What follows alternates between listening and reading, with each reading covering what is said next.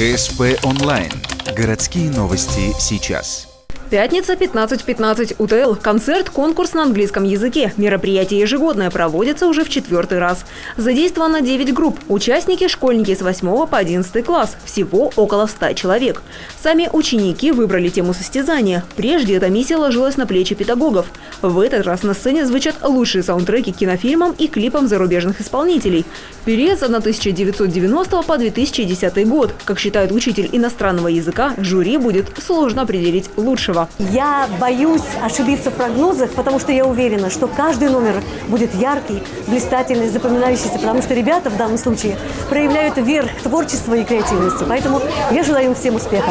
В концертной программе звучат композиции из известных кинолент. Например, саундтрек к фильму «Дьявол носит Прада» или «Он».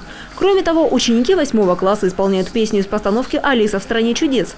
Платье главной героини старшеклассница Алена сшила сама. Как признается Даниил, головной убор шляпника взяли на прокат. Только пришлось немного его украсить. По словам школьников, именно эта сказка им очень близка по духу. В этом фильме присутствует много всякого мистического, сказочного, очень интересного вообще.